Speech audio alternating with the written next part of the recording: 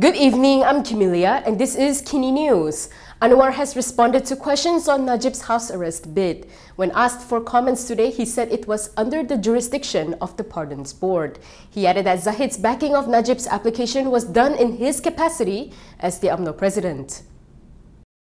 Prime Minister Anwar Ibrahim said Ahmad Zahid Hamidi's affidavit to back former Premier Najib Abdul Razak's bid to serve the remainder of his sentence under house arrest was made in his capacity as Umno president. He stressed that the government would not intervene in the decisions of the Pardons Board, adding that the young di-Pertuan Agong's rulings during the board meeting were final and could not be challenged. Itu beliau lakukan sebagai Presiden UMNO dan Peguam Negara tentunya terpaksa bagi pihak lembaga pengampunan kerana pendirian kita semua urusan yang melibatkan raja-raja tidak harus dicabar itu pertama dan kemudian Tengku Zafrul, jadi sebab itu saya tidak mahu ulas selain dia mengatakan ini prinsip dari segi pendirian kerajaan bukan saja sekarang, selamanya sejak merdeka sampai sekarang, ini dia pendirian kita. In an affidavit filed at the Kuala Lumpur High Court on April 9th, Zahid, who is also the Deputy Prime Minister, backed Najib's claim on the existence of a supplementary royal order for the latter's remaining jail sentence to be served under house arrest. Zahid had claimed that on January 30th, during a meeting in his house at Country Heights, Investment, Trade and Industry Minister Tengku Zafrul Abdul Aziz informed him of the addendum order dated January 29th. However, Zafrul later said there were factual errors in Zahid's affidavit and he would get legal advice and write to the High Court to correct the errors.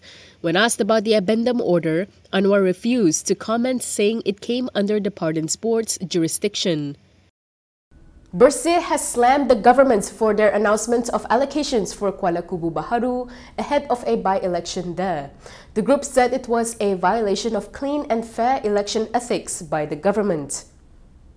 Bersih has slammed the government for announcing an allocation of 5.21 million ringgit for Hulu Selangor residents, including projects at Kuala Kubu Baharu, ahead of a by-election there.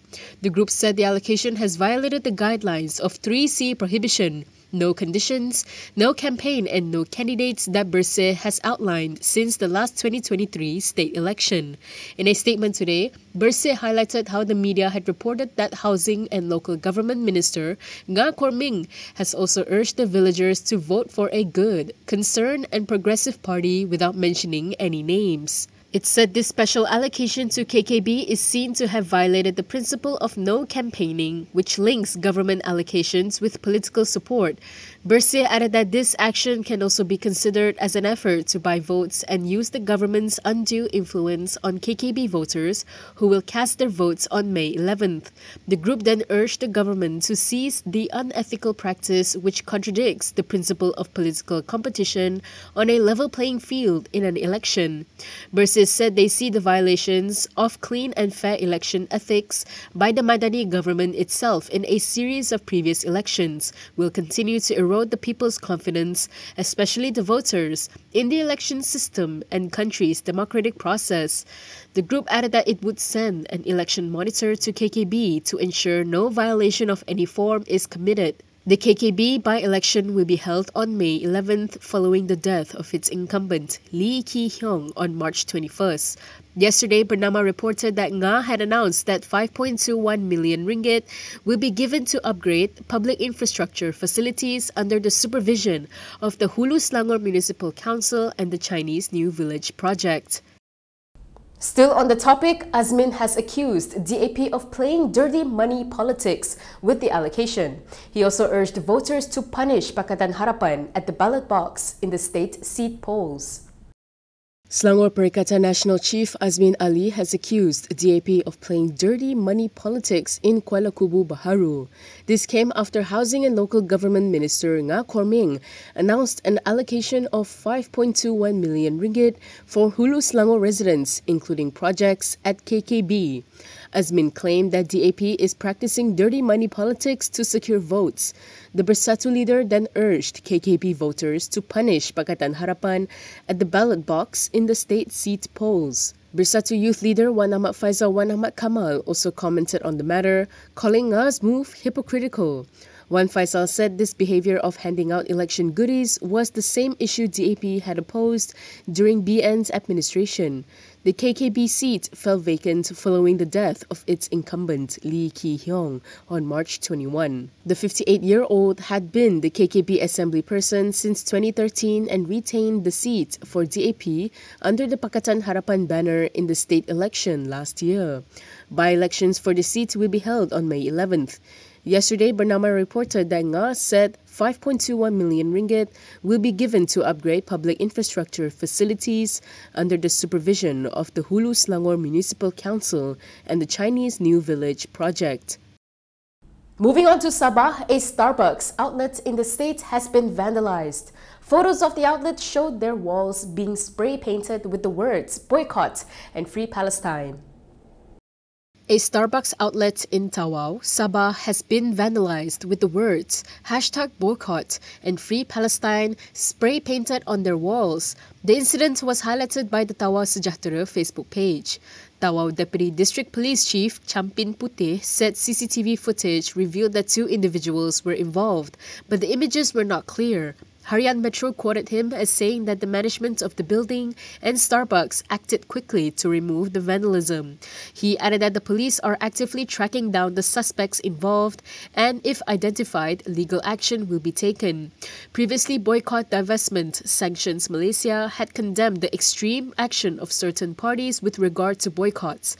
Its chairperson Muhammad Nazari Ismail, when commenting on pictures portraying Malays consuming products from brands allegedly linked to Israel as dogs and pigs, said such acts went against the teachings of Islam. He also lamented the incident where several men were detained for allegedly provoking and threatening to assault customers at a McDonald's outlet in Kuantan. Last month, Berjaya Corp Berhad founder Vincent Tan had called on the public to end the boycott against Starbucks, pointing out that 85% of Starbucks Malaysia's employees are Muslims.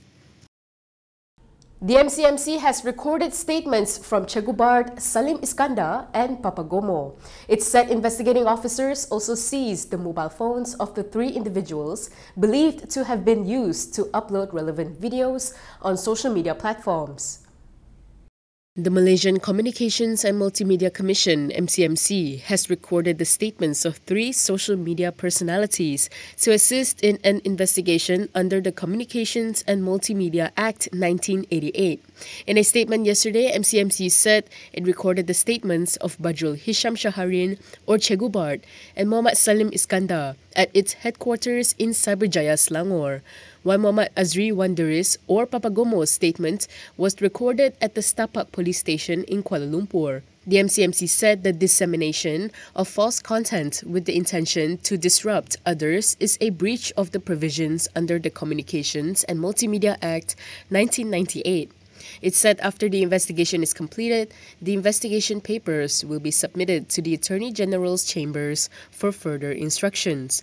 The MCMC added that investigating officers seized the mobile phones of the 3 individuals believed to have been used to upload relevant videos on social media platforms. The case is being investigated under Section 233 of the Act, which provides a maximum fine of 50,000 ringgit or imprisonment of 1 year or both.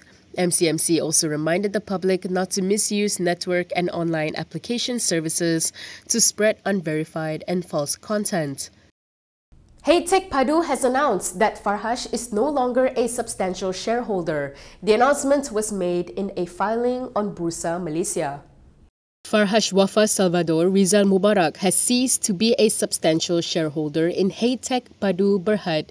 Heek Padu announced this in a filing with Bursa Malaysia yesterday. Heek Padu said the cessation of his deemed interest was due to the change in shareholdings in M5 South Sea Sendirian Berhad, which is the holding company of Rosetta Partners. Rosetta Partners became a substantial shareholder in Heek Padu after it bought a 15.9% interest in the company on March 12, 2024. Heek Padu has been in the news recently following the award of N 100 290 million ringgit contract secured from the Road Transport Department. Transport Minister Anthony Loke said in a statement that an open tender was carried out for the job and that Heek Padu was awarded the contract as its bid was reasonably priced. Join our Muhibah story photo and essay campaign. Share your cross-cultural friendships to celebrate Malaysia's diversity. Submit a photo with friends or family from different ethnic or religious backgrounds, along with a 100-word story, to ourstory@malaysiakini.com by April 30th. Selected stories will be featured on Malaysia Kini and contributors will receive a free 1-month subscription. Let's build a better Malaysia together. That is all from me today. For more stories, you can go to Kinitv.com. You can also follow us on Instagram, Twitter, YouTube, and Facebook for the latest news updates. If you'd like to support independent media, do consider subscribing to MalaysiaKini.com. I'm Camelia. Thanks for watching.